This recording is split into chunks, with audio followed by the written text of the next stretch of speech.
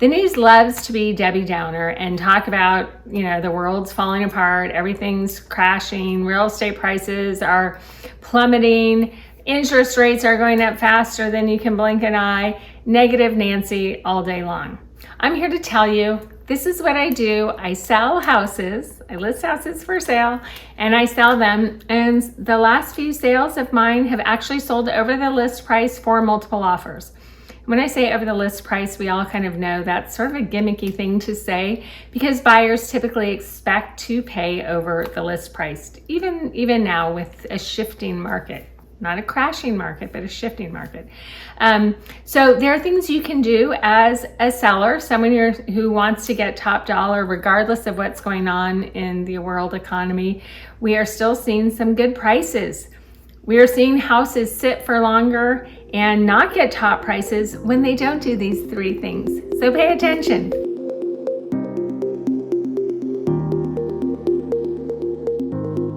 So number one, let's do some cosmetic updates. Don't think you can just get your house cleaned and, well, Annie, we remodeled 15 years ago. We have granite in the kitchen. That really isn't going to fly for today's buyers.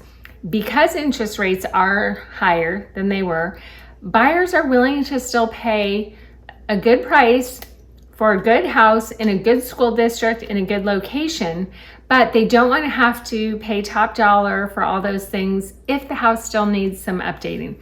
I'm not saying you have to gut your house and completely make it brand new, but let's do some cosmetic updating to make sure that buyers feel like, wow, this feels like a fresh, clean, updated house.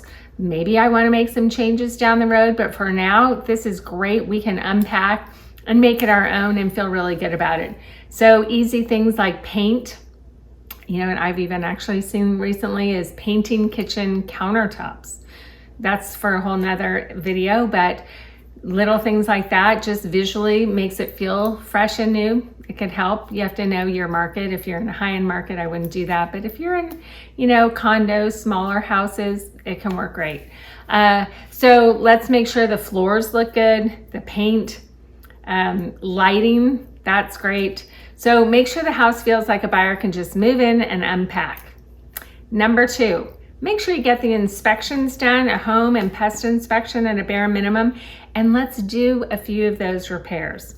I'm not saying you have to get your house tented if that's what it's requiring, but let's say it says there are some loose toilets or leaks under the kitchen sink or some doors don't close properly. Let's get some of those minor things repaired. Maybe on the outside some wood is damaged, the eaves, so the pest inspector is calling that out, fungus wood.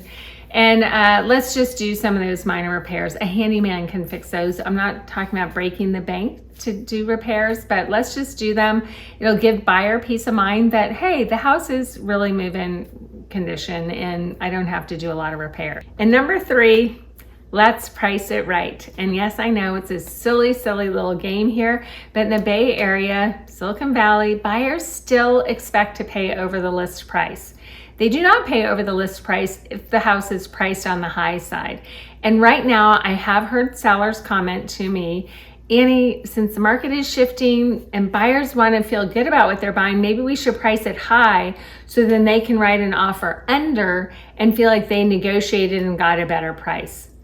That doesn't work still. It's not, very rarely does that work. I'm really not seeing that. Buyers will still pay over the list price. Like I said, I just got one in contract last week, 3 offers over the list price. Maybe they're not going hundreds of thousands of dollars over unless you're really priced super low. But it did go, I think 80,000, 80,000 over the list price. So, and like I said, 3 offers, buyers were competing. That's a strong offer, no contingencies. So my sellers were super happy. So we are seeing those kind of sales, but make sure you list a little bit under where all the comparable sales in your neighborhood, in your real close-knit little area, where they have been selling. So where you really expect your house to sell for, be realistic, and then let's price it just a touch under that.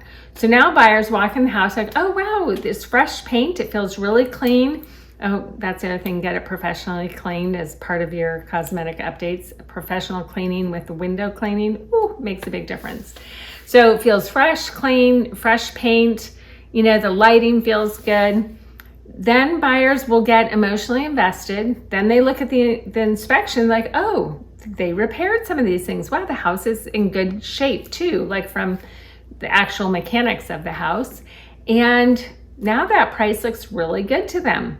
I'm telling you, we're still seeing quick, sales within 10 days and over list price. Of course, I am seeing houses that are sitting 3-4 weeks on the market and then price drops. That is happening, I'm not gonna lie, but not when you've done these 3 things right. I'm telling you, there's still some great sales going on.